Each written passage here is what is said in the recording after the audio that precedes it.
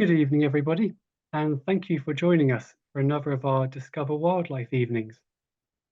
My name is Lloyd. I'm one of the product managers here at Wildlife Worldwide and the Travelling Naturalist. This evening, I'm delighted to be joined by Rob Smith for our Discover Colombia talk. Hello, Rob. Hi, Ian. Good evening. As always, there is the opportunity to ask questions throughout this talk. Please use the Q&A and chat function to do this. We will also have a poll at the end of the talk where there's the opportunity to request a travel plan for Colombia. We'll give a bit more detail on that at the end. And if you're ready, Rob, I'll hand over to you. Thanks very much. Good evening, everyone. Thank you very much for joining me this evening. I'm Rob and I live in Colombia. I've been living there since 2017 and I guide tours throughout the country, birding tours, mammal tours, and yeah, all focused on wildlife. So, excuse me, this evening I'm going to run through 4 of the Wildlife Worldwide tours. And they all have a slightly different focus, and I'll explain those as we go along. Just to give you a quick overview of the country, Colombia is bordered by Panama up on the northwest, Ecuador, Peru, Brazil, and Venezuela, and it's at the very northern western point of South America. It's a hugely biodiverse country, and the biodiversity is primarily driven by these 5 distinct biomes that we find in Colombia. The brown is the Andes, which are split into 3 ranges. It looks like 2 there, but actually the left-hand range is the western and the central, split by the Cauca River. And then you have the eastern branch, which is very obvious. And then on the north, the Caribbean biome, the Orinoco, which is known as Los Llanos in Colombia, which is the Orinoco watershed. The Pacific, which is that green strip on the western edge. And of course, the vast Amazon region at the south of the country. Colombia as a whole is a vibrant, welcoming country. Very colorful as you travel through the country. It's a really fascinating experience. Aside from the wildlife, the culture and the kind of people that you meet are always interesting. It's a stunningly beautiful country. So wherever you visit, it's always impressive, and the vistas and views, the sceneries, it always takes your breath away. It's a very friendly and welcoming country. Obviously, Colombia's had its difficult past, but it's facing a bright future now, and we're always greeted and welcomed by people who are wondering what we're doing with our telescopes and binoculars. And yeah, all the lodges are welcoming. People always leave feeling like they've been well looked after and kind of part of the family in a lot of the lodges that we visit, which are often family run. So just to give you a quick overview of the biodiversity within Colombia's borders. So it is the % country for bird species in the world, with approaching 2,000 species. So that's, to give you an idea, 18–19% of the total bird species in the world. It's got around 500 species of mammals. Admittedly, quite a lot of those are bats. So the mammal list is padded by quite a lot of bats, but there's some fascinating mammals which we'll get into a bit later on the talk that we can search for on some of these tours. Lots of reptiles and amphibian, and you know, an untold number of plants, including some 4,000 species of orchid. So yeah, it's an incredible country, and they're describing completely new species to science as we speak. So it's a fascinating place to visit as a naturalist. So the first tour I'm going to discuss this evening is the Colombia Bird Photography Tour. And as the name suggests, we're really going to be focusing on birds and getting great pictures of birds. Most of the photography is done at sites where we can enjoy birds coming in close. feeder sites and sort of tanager and fruit feeders. And we do some field photography as well. There's great opportunities for lots of hummingbirds and tanagers, toucans, really showy species. And then we also enjoy some time looking for the likes of ant pitters and other kind of more skulky species that nevertheless are great for photography. So all the tours that we're going to discuss this evening, they all start in Bogota. So we use a direct flight from from London, direct into Bogota. And on this tour, we spend a little bit of time enjoying some hummingbird photography just outside the city. So this was taken on the first tour that we ran of this bird photography tour by Brett Charman, who led the tour a couple of years ago. And we get some lovely potential hummingbirds in the gardens near Bogota. This is a special regional endemic called blue-throated starfrontlet. So it's absolutely spectacular bird. And there's in the garden that we visit, there's some 12, 13 species. So there's a real nice range of hummingbirds that we can photograph. So from Bogota, we fly to Colombia's second city called Medellin, and we transfer to across over to the Western Andes. We cross the Cauca River to the Western Andes, and we stay in the small town of Jardín, which has this lovely central cathedral. So just to show you on the map, we started in Bogota, which is around here. We fly across to the central Andes and then transfer to the Western Andes here. Jardín is well known as a great coffee growing zone, so we can no doubt enjoy some nice coffee for those that fancy it. And then we'll be straight out enjoying the surrounding cloud forests and scenery above Jardín. So we take 4x4 vehicles up on this track, and we climb up into the cloud forests. It's really spectacular up there, really lovely scenery, and we'll be looking for the likes of Andean motmot, which is a fairly common, so we can often just find that in the field. And on the first morning that we're there, we'll also visit a reserve which has a couple of ant pitter feeding stations. So we'll be looking for chestnut-crowned ant pitter, and it's also this feeding station is also good for chamois ant pitter, which for those that know ant pitter species, that was split from rufous probably 1.5 years, 2 years ago now. We can potentially get involved with some mixed species flocks, which often have pearl tree runner in them. And the guides will be looking out for the distinctive call of white-capped tanager, which is a kind of roaming tanager species. It doesn't visit feeders. So there's a reason why we do a bit of field photography as well, for the likes of this kind of species that doesn't come to fruit feeders. After a great morning's photography, we'll head back down to the village of Jardín, where we'll have lunch on the plaza, have a coffee, just relax.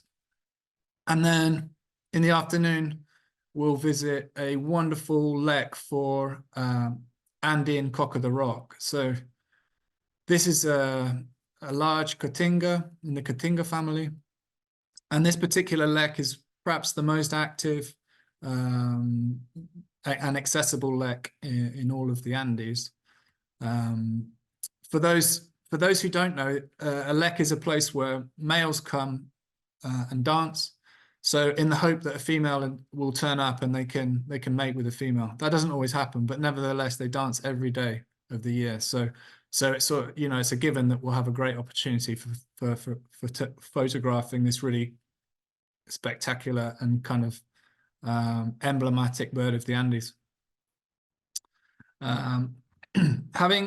Having spent some great days in the Western Andes, we then cross back over to the Central Andes, where we're going to spend some time in a couple of different lodges for a couple of nights each.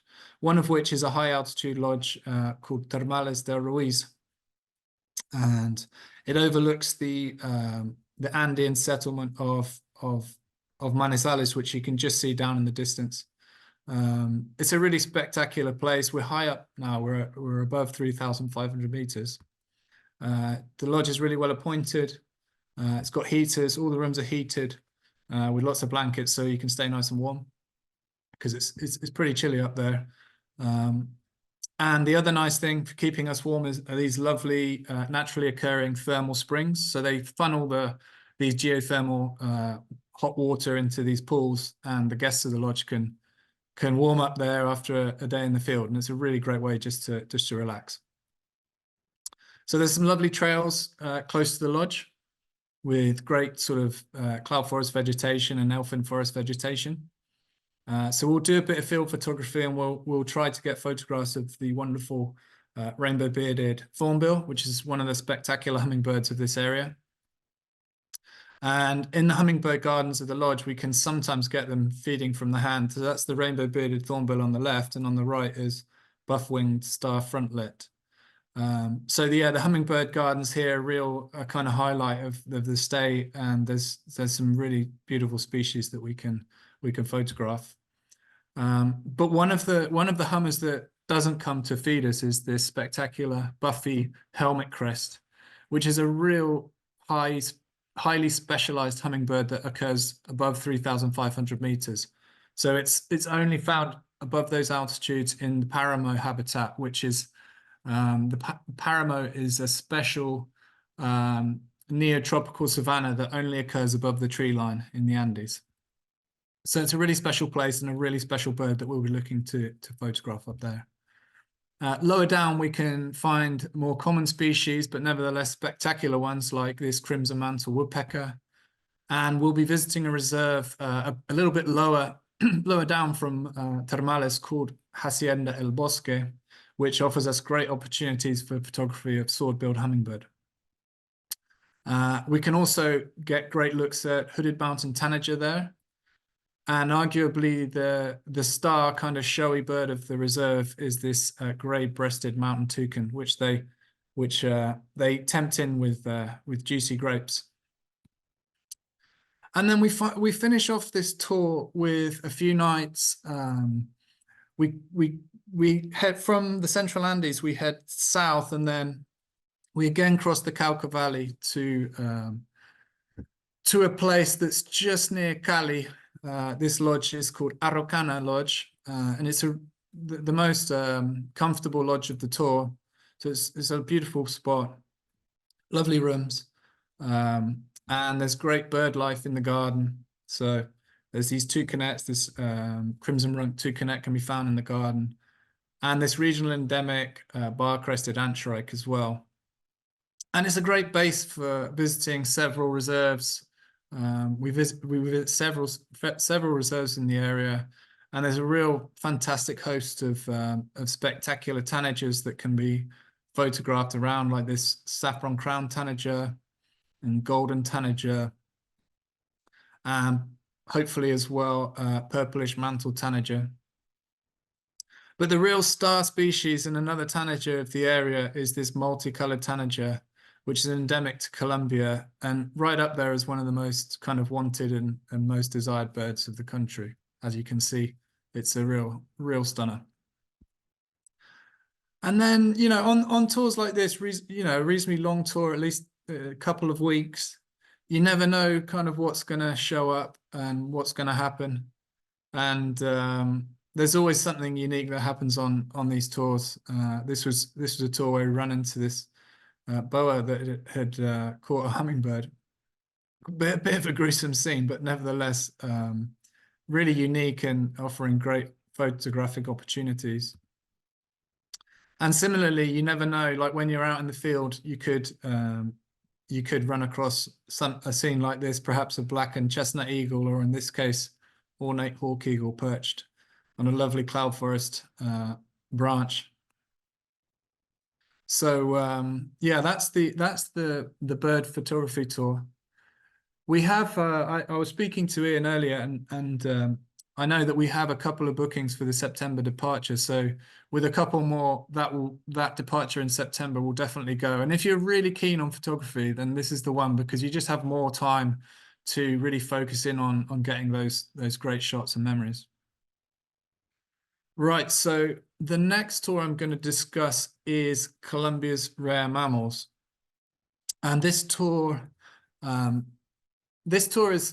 as it suggests, focused on mammals, and in particular two kind of star species. So The first is spectacled bear, which is this beast in the photo here. And the other key target, main mammal that we look for, is mountain tapir.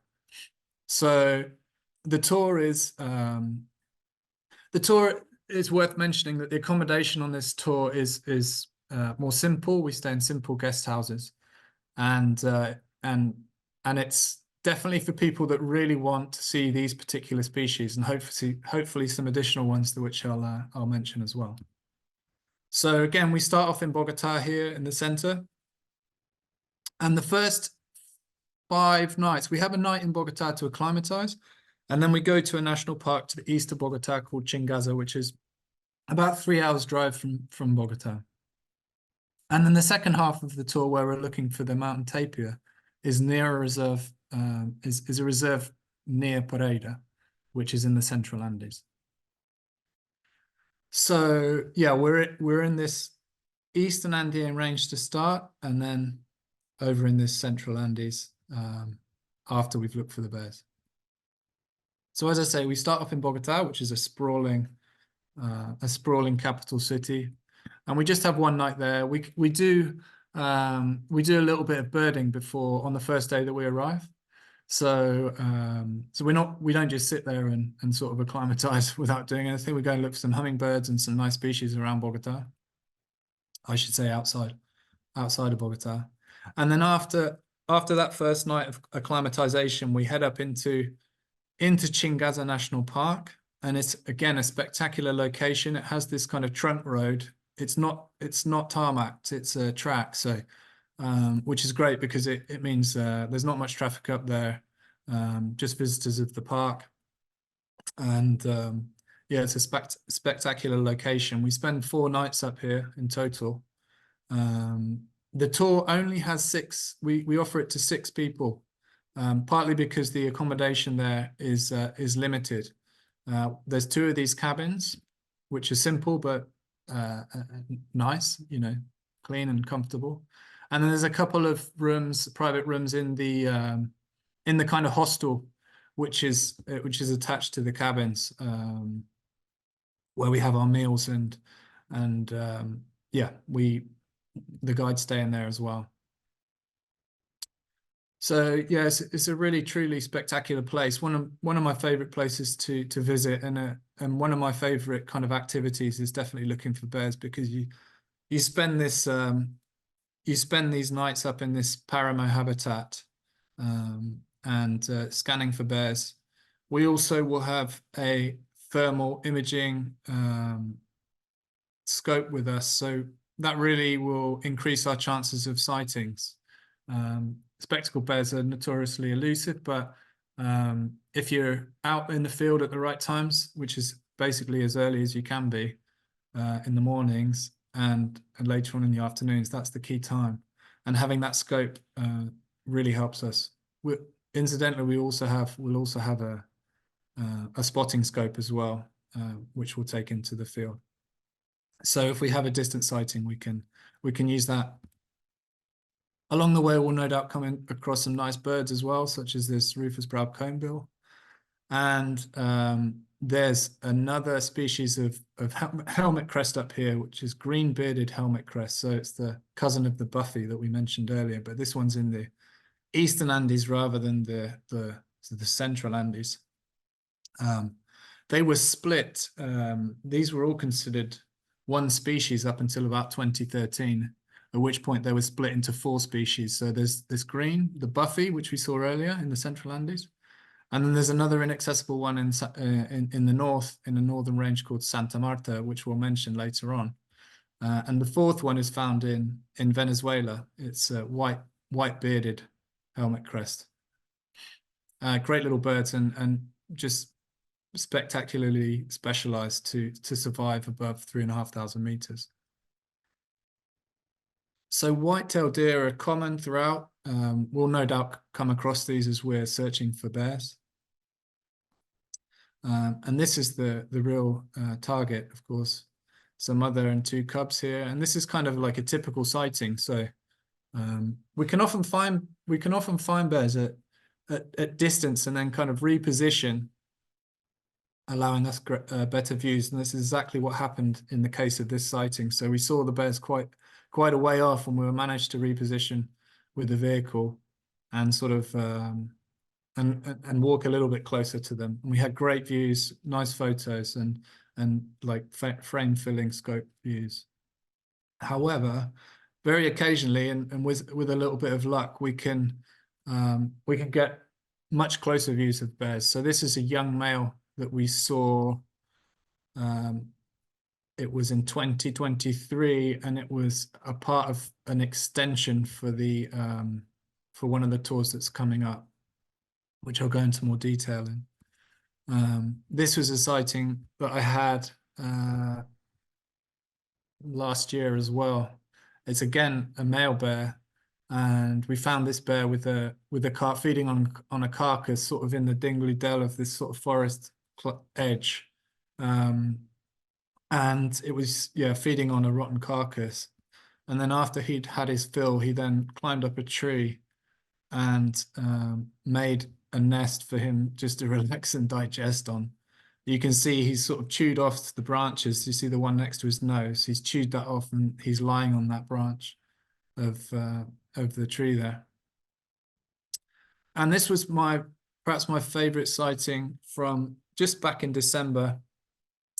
This is a large adult male bear, and we again saw him at quite a distance, but ultimately we were patient, waited, repositioned a little, and eventually got fantastic views of this male bear. And that's the real hope, that we can, with the time that we have 4 nights, so the hope is that we get some sightings, and in that time we get 1 or 2 really good sightings. Right, so from Bogota, we fly across to Pereira here, and we spend the remainder of the tour in a reserve about 1 hour and 15 minutes outside of Pereira. And we're now in the Central Andes, and a region that's known as the coffee region for its wonderful coffee. But we're going to be spending our time in a cloud forest reserve called Otunquimbaya. And as you can see from the image here, it has a wonderful long track that runs through the reserve, which allows us to do spotlighting from the vehicle at night and cover ground to look for our next main target, which is Mountain Tapir. But before we get to that, we'll look for a few key species of the reserve as we enter the reserve, because we enter in the day, in the middle of the day. So it's not the best time for bears. So we'll stop off and hopefully find torrent duck on the rushing whitewater Rio Otun, I should say, the Otun River. And another star bird of the reserve is Caucaguan, which is an endemic for Colombia. At one point considered extinct until they was rediscovered around, I think in the early noughties. And another star bird of the reserve is the red ruff root crow, a really large member of the Cotinga family. So we'll enjoy some birding when the mammaling is slow. But we'll definitely be spending time spotlighting at night, searching for the likes of this brown-eared woolly opossum, and if we're lucky, Olinguito. So this species is an interesting. It was described to science in 2015, and until then it was basically mistaken as a kinkajou, which is a much more common cousin, which actually occurs in this reserve. We have a good chance of seeing it until they put 2 of these together in a zoo, and they couldn't figure out why they wouldn't mate, and then they realized that they had a different species on their hands. So this is one that we'll certainly try to look for. It's arboreal, and a nice additional mammal that we'll give some time to. And we'll no doubt come into find a few hours along the way, like this refreshing screech owl. We stay in a small guest house here, which is located in a village just outside the reserve. The village is called La Florida. It's family run. They offer really nice meals, wholesome food, And yeah, it's a great place to be based. But it's a simple guest house, but clean and comfortable. Again, during the day, we might, if we're lucky, come across Western mountain coati. There's also Colombian red howler monkeys in the reserve. But as I say, that our real key target here is mountain tapir, and this is a footprint of an adult mountain tapir. So we're often out at night. Generally speaking, we start looking for tapirs late in the afternoon, around 4 or 5 o'clock, at which point they become active. But quite often we get sightings at night. This is a large male, and you can see he's missing his right hand ear. So he's quite distinctive. I've found him a few times, and he's very he's pretty habituated, and yeah, he's not too shy. So, which is quite odd because this species is known as extremely elusive and very shy. So it's one of the best places to, or the best place, I think, to get potentially close-up views of mountain tapir. And if we're really lucky, we can find them during the day.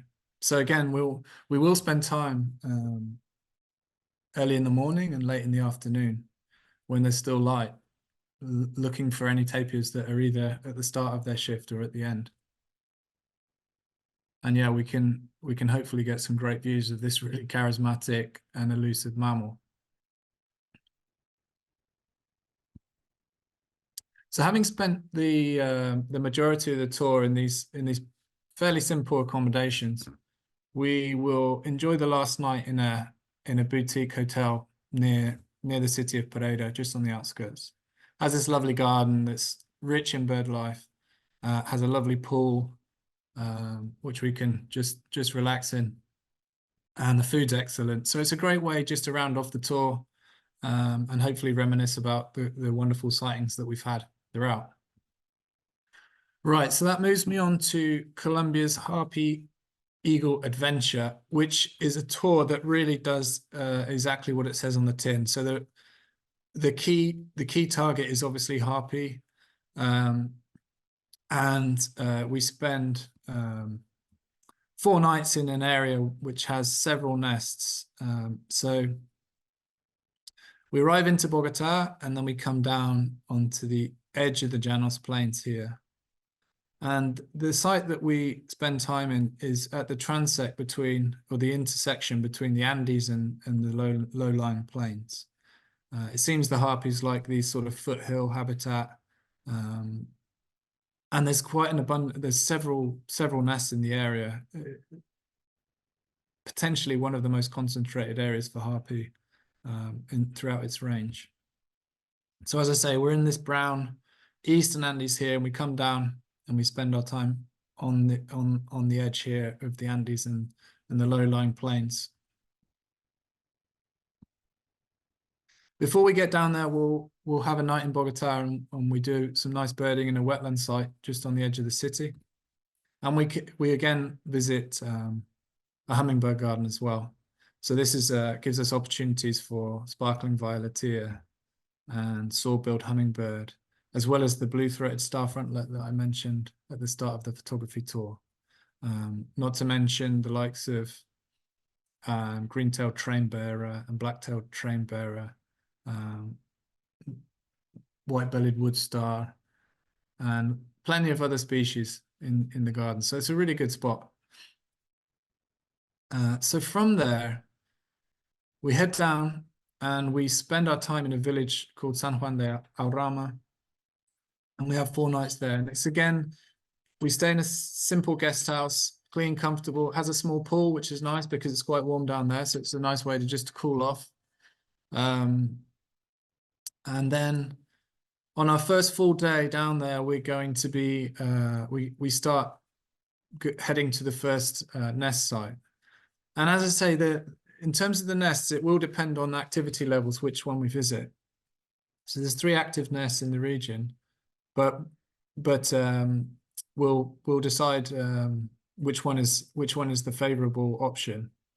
But nevertheless, we have to walk to all sites. So this is a tour that you need to be relatively fit for, moderately fit. We have some potential days where we walk for, let's say, an hour and a half to get to the nest site, and then we have to walk back. And depending on the nest, it will the terrain varies. So some is quite steep. There's one nest that's steep but a relatively short walk. There's another which is a bit further, which is the hour and a half, but it's gentle, but it's a longer trek, considerably longer. So we use horses to carry equipment. We don't use horses to carry people because the trails can be steep and it's a little bit dangerous to be on a horse, to be honest. So we don't have safety equipment, helmets and the like. So we put bags and camera gear on there. It just takes the load off to aid us on the walk. And as we go, we'll be birding along the way. And it's really, spectacular scenery that we'll be in. Great for some scenic photography. On one of the trails, there's this lovely clear river, which is definitely recommended to jump into after we've visited the nest on the way back down, just to cool off. We'll hope to run across some spectacular birds like paradise tanager, and there's a healthy population of Guyanan cock of the rock in the region as well. So we're on the very edge of the Guyanan shield here, and hence we're on the very western edge of the distribution of Guyanan cock of the rock. There's some great mammals as well, potentially, like this Colombian woolly monkey, considered a species or subspecies depending on the reference that you look at, the authority. But yeah, they're great primates that we hopefully can run into. In terms of our day in the field at the nest sites, we have a pretty rough and ready lunch. So it's like a packed lunch in banana leaves, and we'll just find a quiet spot on the trail and have lunch. So this is a picture taken from the first tour that we ran. We ran it just a month, a little more than a month ago in March. And we got to the nest site and there was an eagle, but it was on the other side of the valley. So we got these relatively distant views. Much better. They were much better in the scope. So yeah.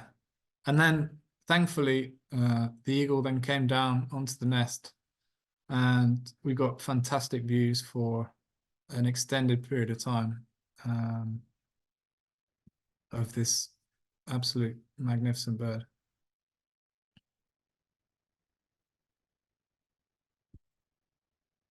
This image was taken from the recce that I did, or one of the recces. I've been visiting this area for a couple of years now.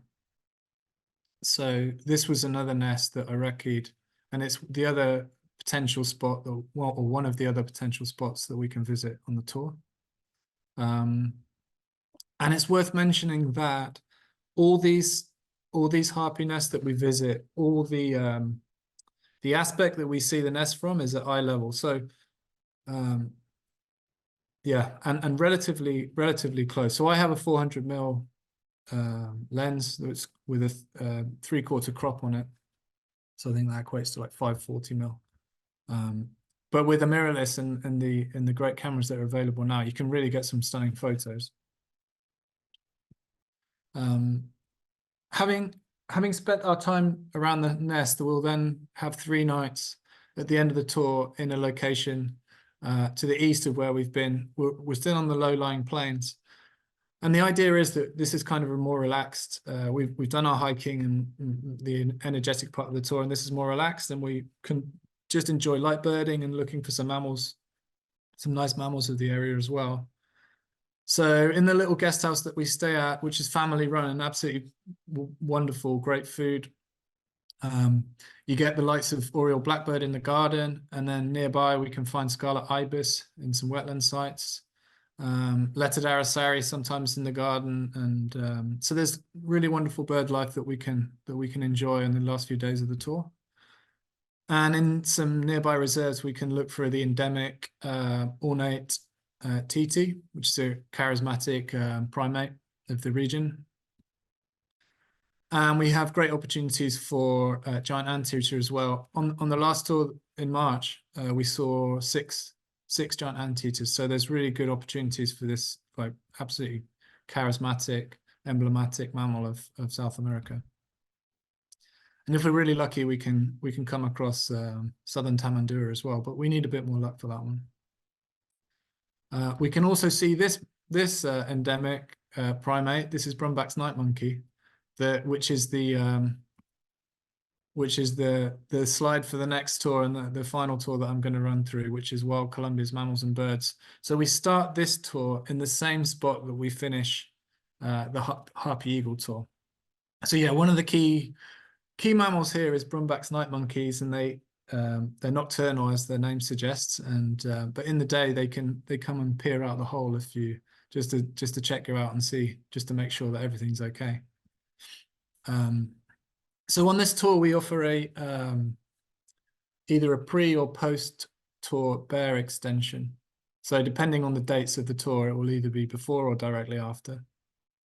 So you just have to ask which is the case. And essentially it's the same activity as the as we do in the rare mammals tour. So we focus for 4 nights looking for spectacled bears in the same park, Chingaza. So this is another slide from the park, and so we ran this extension for the bears for the February tour, this last February tour. And we had fantastic sightings. So in all, we saw 6 bears, 3 of which were seen at relative distance. And then we had this wonderful encounter with a young female bear. And even more special were her cubs, which were up a tree, just getting out of harm's way while she was looking for food. So that was really special, and it was a very successful bear extension to the main tour. So the main tour, as I say, starts out in this spot on the very edge of the Janos Plains. And this is kind of a typical morning's activity. So we're out birding and looking for primates in this fringing forest. Again, there's spectacular bird life to be seen in the area. Again, scarlet ibis, but definitely worth having a couple of slides of this one. This was taken by Moira, who was on the tour in February. And this is Great Potu, which was taken by Eric, who was on the same tour. There's other charismatic birds like burrowing owl, and again we're looking for ornate TT, which is a real kind of primate target for these first couple of days. And this is another shot of Brumback's night monkey. I think they've had a bit of overnight rain, and as you can see, the fur's a bit wet. And this family live in a stand of bamboo, which keeps them safe during the day, and then they're active at night. And this family are seen in the lodge that we stay at. So there's a stand of bamboo in the small reserve, which is part of the lodge. Again, another key mammal is of course giant anteater. This is a great shot by Eric here. We saw altogether, I think it was similar numbers, like six giant anteaters. Most of which we'd seen at distance, and then we had this cracking sighting right at the end of our time of this very close anteater. This is my picture. My camera didn't have the same quality, I don't think, or perhaps it's the photographer. But in any case, it's the same anteater. I just thought it was quite a funny shot. So he's into like an ant's nest or a termite's mound that's under the ground. So half of his body and his whole snout is just stuck in this hole, hoovering up food. Right. So from these low-lying plains, we then head back to Bogota for 1 night, and then we reposition into the Central Andes. So yeah, we reposition to Bogota, which is here, and then we fly across to the Central Andes. And we again stay in the same lodge that I mentioned earlier, Termales de Ruiz. On the way, we go and visit a coffee plantation, taste coffee, and there's lovely birds in the plantation as well on the way up. So yeah, it's the same lodge with the lovely thermal hot springs. We spend 3 nights here, so we can really get into the area. We can enjoy all the wildlife around, and also spend time in those hot springs, perhaps with a glass of wine. There's lovely bird trails nearby the lodge. Again, just spectacular scenery. This is lower down, and we're looking for rainbow-bearded thornbill, common species like scarlet-bellied mountain tanager. Powerful woodpecker can be found lower down in the cloud forests, where we'll spend time as well. And this is the group back in February. We were really lucky. We found Andean condor. Not a great picture, this one. Mine, of course. The views in the scope were much better, and this bird took off from this slope, which is on the other side of the valley from us, and we enjoyed great views of it just soaring up and down the valley. Another endemic species, this is Rufous fronted parakeet. It's quite a tough bird, actually, quite rare and very small distribution in these central Andes, but we'll certainly be looking out for that one, or actually listening out for it, because it generally kind of is easier to find if you know the call, and yeah, you can listen out for them. We'll again be looking for Buffy helmet crest. So this is the same wonderful hummingbird that's found in the high reaches of these central Andes. We visit a fantastic, relatively new reserve called Hacienda del Bosque, which has actually is formed as part of a working cattle ranch. So they had some great inter-valley forests, which the son of the reserve took upon himself to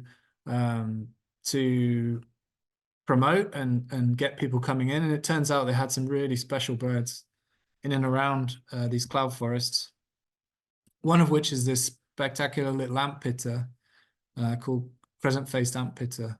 So this ant pitter is like a ghost. It's really hard to see in the field, really tough, and has a very patchy distribution. But here is the best place to see this species. As well, there's barred fruit eater, often visits. And again, we have great opportunities for sword-billed hummingbird. They're very regularly seen in the hummingbird gardens of the reserve. And another one of the star birds here is great-breasted mountain toucan, which they tempt in with these juicy grapes. There's not much mammal activity up in these high altitudes, but we can generally see red-tailed squirrel up here. And if we're lucky, we might run across a mountain coati or a tyra or something like that. And then, having spent time up in the very high Andes, we then drop down into the inter-Andean valley between the eastern and the central Andes, which is known as the Magdalena Valley. Magdalena is Colombia's most important river, which flows from south to north.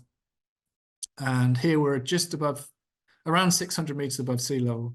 So we spend our time here in a little, in a property that actually has a large garden and this lovely pool, so you can cool off after a sort of sweaty day in the field.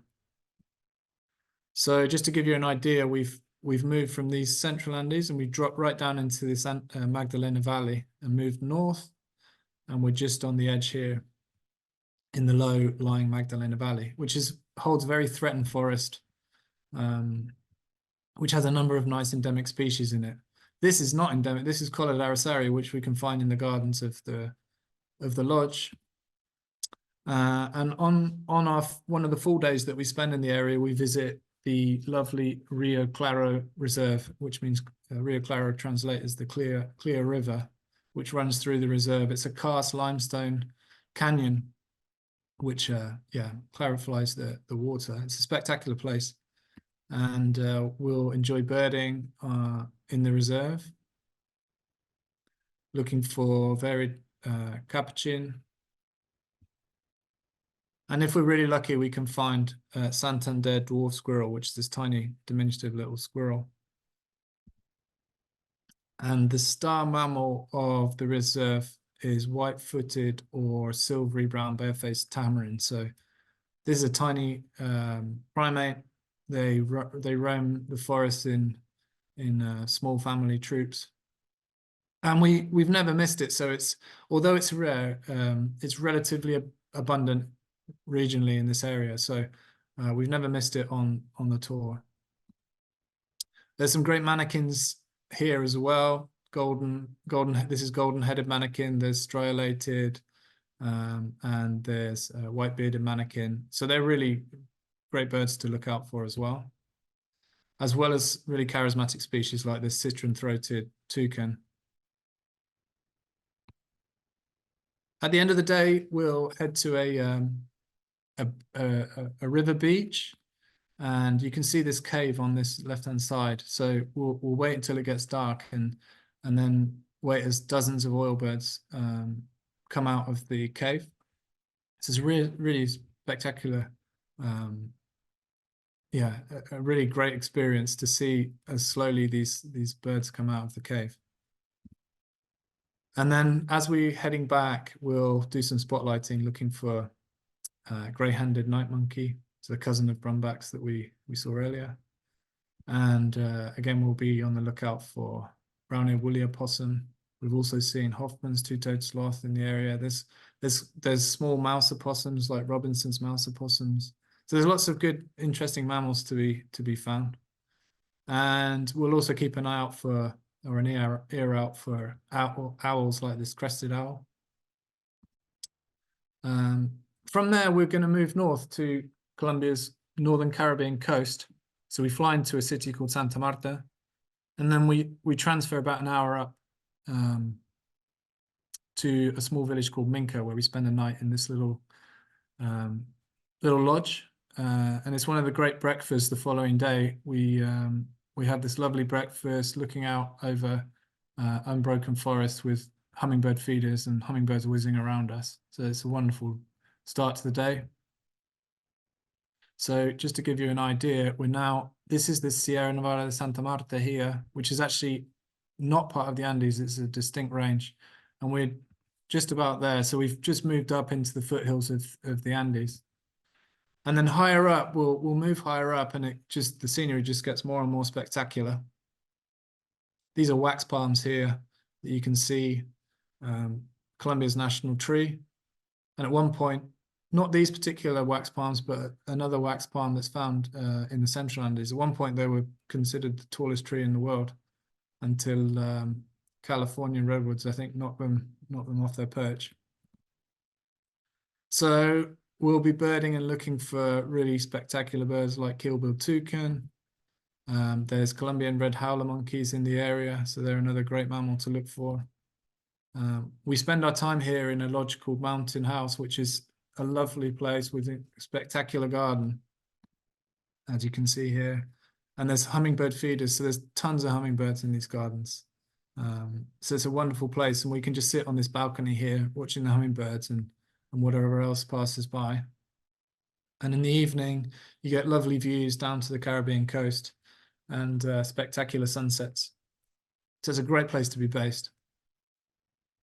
This is one of the common hummingbirds found in the gardens, the crown wood nymph. And then normally in the field, they occasionally visit the gardens. This is Santa Marta woodstar, a tiny little hummingbird. This is the male with its lovely gorget.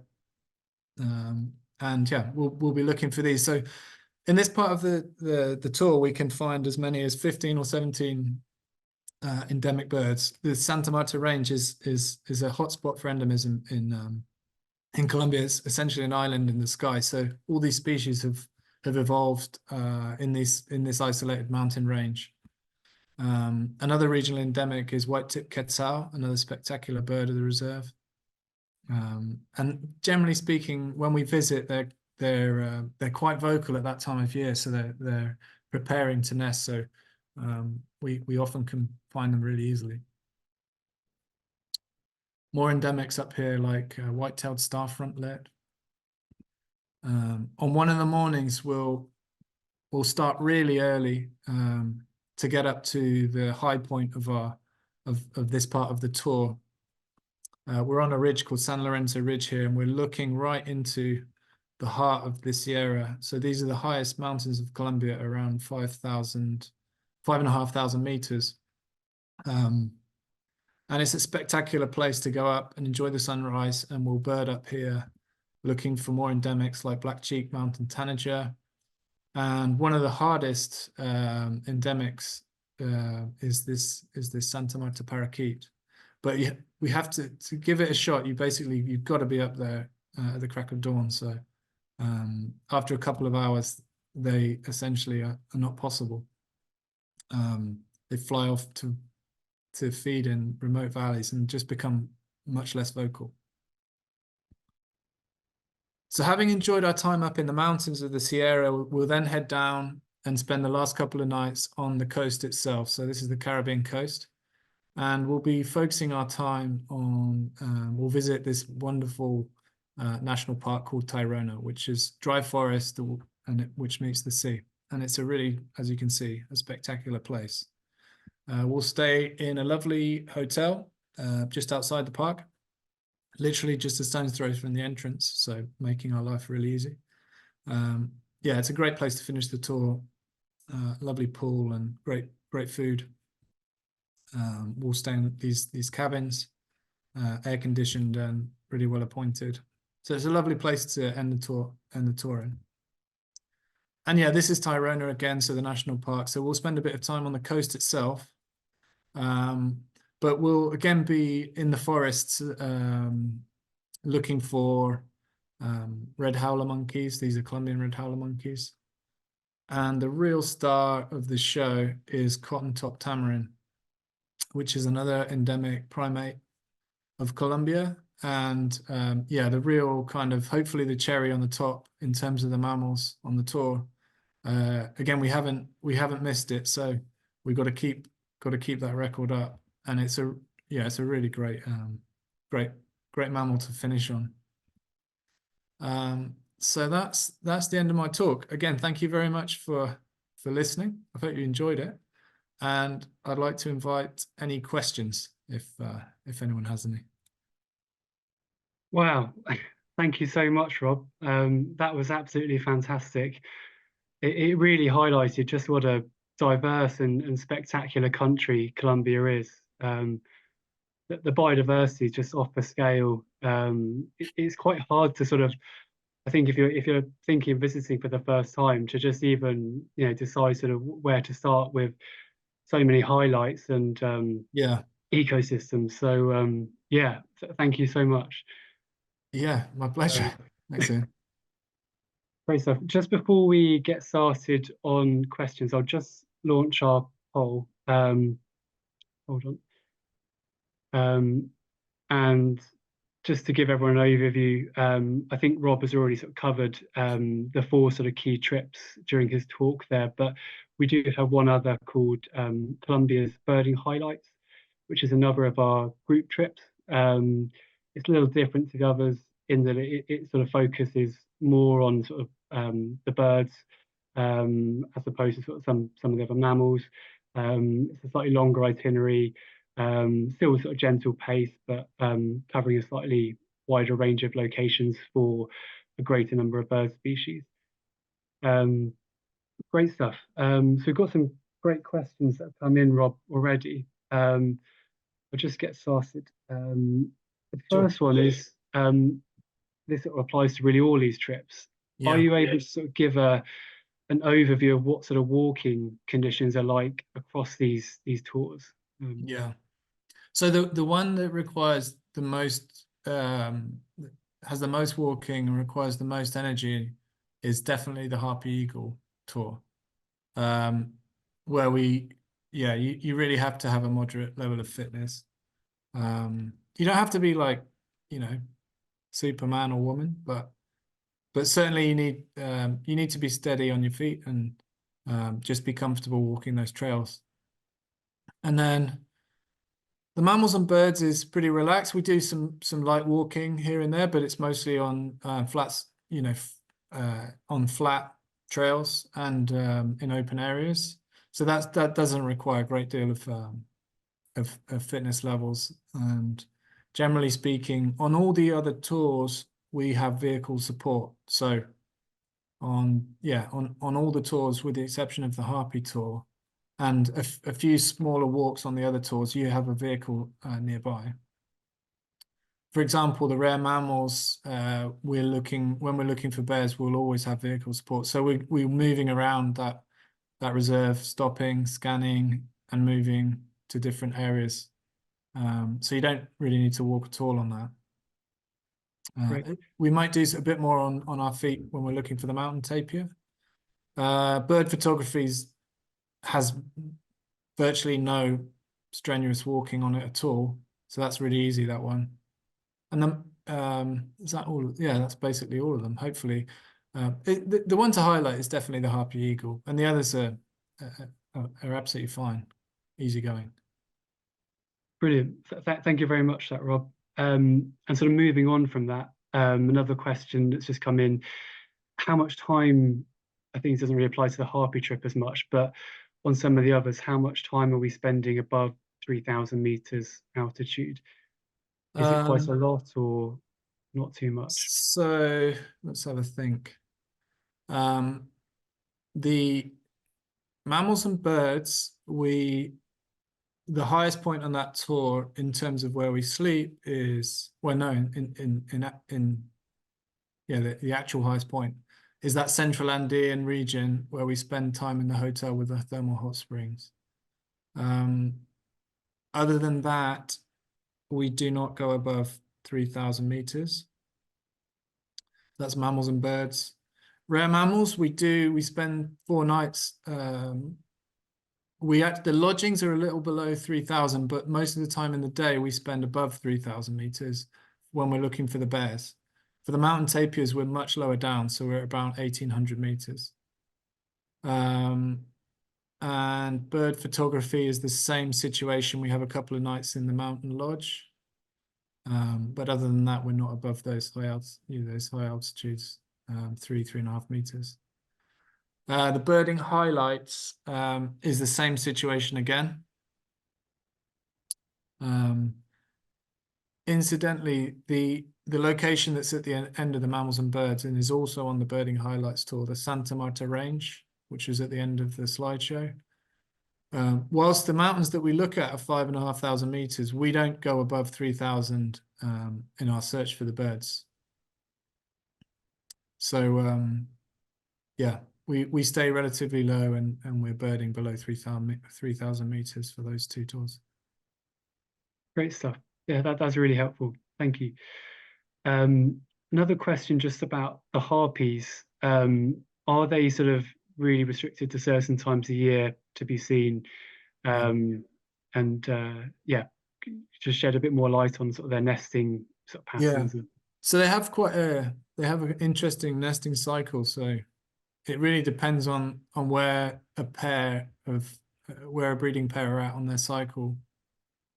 So in the tour that we just did in March, they were preparing the nest, and they've actually then there's now chicks on the nest. So they're very young, and there's 2 of them. So one will likely survive. And we've actually scheduled, as you know, we scheduled a tour for September because we're confident that in around 6 months, that nest is going to be active.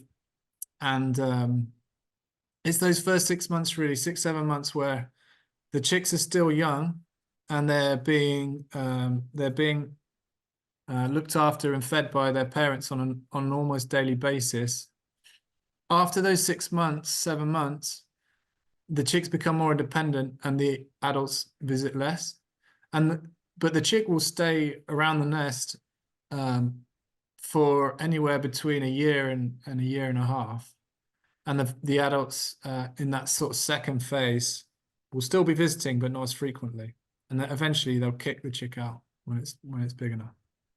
But luckily we've got these several nests in the area. So we know this nest that we just visited is almost certainly going to be active in September. Hence, we've scheduled that tour.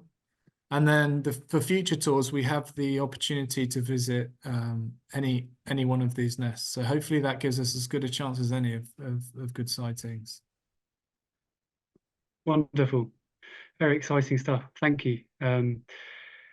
Another question has come in, which I know we've discussed quite often, is around extensions. Firstly, sort of what options might there be in the Amazon for river dolphins? And can we sort of put things like Andean bear onto an extension to other trips as well? Is that sort of limited to certain times of year and things? Yeah, so on the dolphins, you can head down to the southern tip of Colombia, which is a settlement called Leticia, which is a flight from Bogota, direct flight. And there's a few different places you can stay down there, and you're basically guaranteed both pink and grey river dolphins. If you want to have a more adventurous experience, you can actually cross over into Brazil, and there's another lodge that we visit called Palmari on private tours, extensions and private tours. So there's some interesting stuff down in the Amazon, and the dolphins are easy. And then the other was bears. Yeah, with the bears, yeah, we can definitely do those private extensions. The one thing is that at certain times of the year, generally when there's more rain around, the forests start to fruit, and bears often leave the paramo where they're looking for. They eat generally like these bromeliads, ground-growing bromeliads. So they leave that paramo, an open area, which is where we're looking for them essentially, because they're out in the open and give us a much better chance. And then once they're in the forest, it's like, next to impossible to find them. So as long as it's we can just obviously flag if the extension would be at the wrong time, but certainly we can do them. Brilliant. Thanks. Another question just about how sort of widely is English spoken at lodges in Colombia? Basic English, yes, but generally the lodges, the levels of English aren't very high throughout the country, to be honest. Younger people in the cities, yeah, sure, but these remote lodges that we visit, often it's a simple English. Although there's obviously exceptions, but you'll always have a fluent bilingual guide. So there's always someone on hand to help you out. Great stuff. Thank you. Which tour in particular would you recommend for giant anteaters? I would say the mammals and birds tour. Yeah, partly because we visit at a great time of year for them, so sort of February, March, and we also dedicate time to that species on that tour. So equally, the harpy eagle tour offers a great opportunity for giant anteaters as well.